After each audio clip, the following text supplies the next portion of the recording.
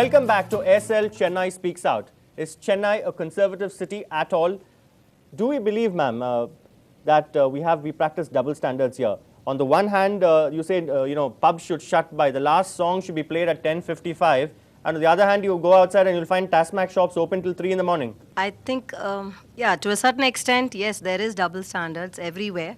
And even, I mean, being a parent myself, I wouldn't want my children to be, sort of shy and introvert and not mingle with others and sort of, but at the same time, I certainly would raise an eyebrow if she or he would go around with everyone. Even myself, I think I have certain double standards, and I think it is common across. That's not being double standards, ma'am, that's being sensible. Okay. I agree. Yes, Yes, ma'am. it's sensible. In the sense, considering the safety of my children, I think it is to a certain extent good. The Vice Chancellor of Anna University, who not long ago banned the wearing of jeans and T-shirts on campus. And the reason given was that, ridiculous almost, that professors will get distracted. Another reason that's often given for dress codes, like for instance, only salwar kameez and dupattas pinned in 3 places, because many of them use public transport. So are we then, why can't, for instance, the same colleges teach their girls martial arts so that they'll be able to tackle anybody who indulges in, weave teases on? I think that's a really good argument, and for the simple reason, I've just newly moved into Chennai. I remember the first few days when I came into school, we had these typical Bangalore standard skirts.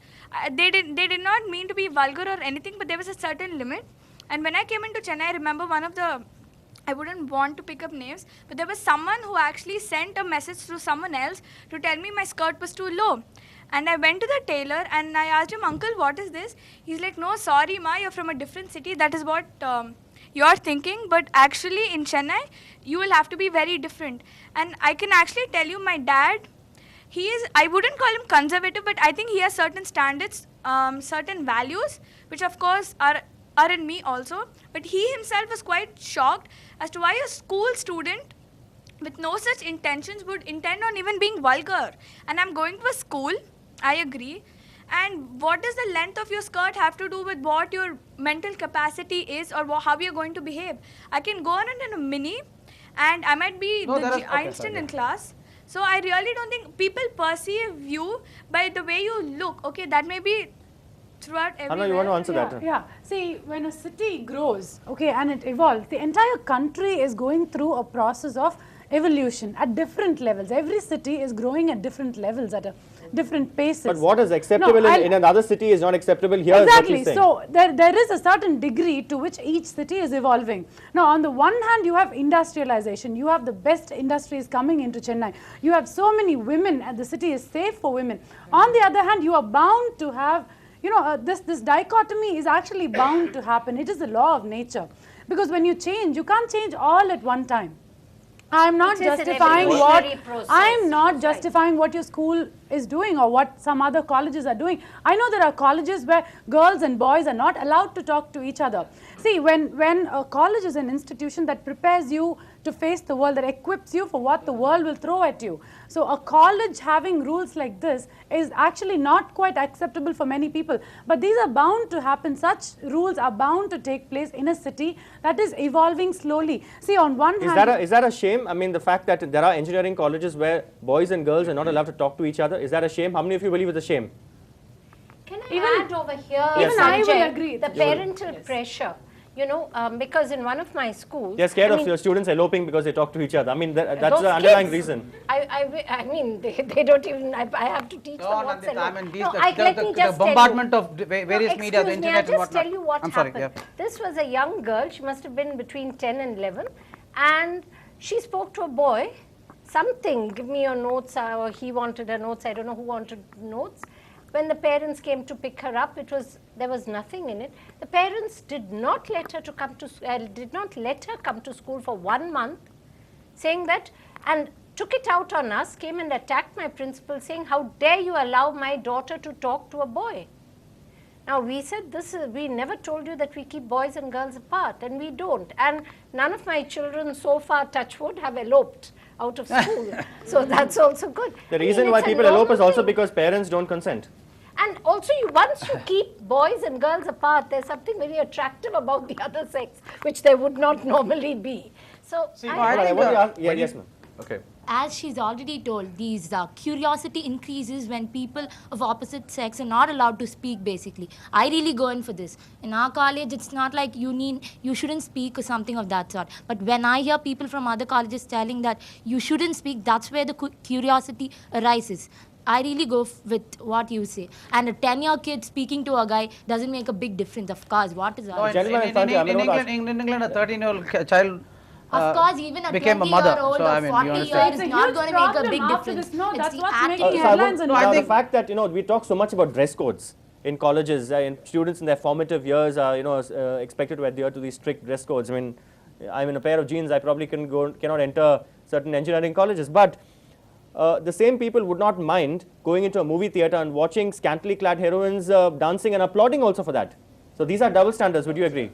These are double standards all over our country. Yes, you can pass the mic to the gentleman right behind, yes. These are double standards all over our country. Everywhere, right through the world, it's there. Exactly. But what I'm asking, Once what again, has let got us to speak. being Yeah. conservative? We're actually talking about people going to movies and watching such kind of shows. You have TV shows which show, people dancing in such clothes. And they are able to watch that, but they are not able to accept us, going to college in a pair of jeans which totally cover your whole body. What is wrong with it? I don't understand. No, but clothes and all have nothing to But do they are with indicators. They are conservatism. indicators of a mindset. Conservatism, no. Conservatism is totally a mindset. I mean, she's in a But this dress I'm code in a itself is sari. I don't think but it ma'am, has anything to do with it. this dress code itself is an indicator of a mindset which is perhaps conservative. I don't think so. I'm in a sari. I think I'm mentally very, very modern and ultra modern.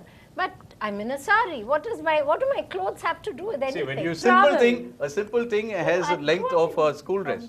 No, that's called What is uniform. acceptable there? It's a uniform. Yeah, Why so do you your blame? Mumbai I mean, is with so- all due respect to the little your kid, I'm telling you one Mumbai, thing. You say is so not conservative. Look at the kind of violence happening there. I'm A not talking about violence here. non-Maharashtrian It doesn't will- feel that- safe. How many of you Each believe is that a there is moral different policing in Chennai? cultural- Overwhelming majority, except for a few.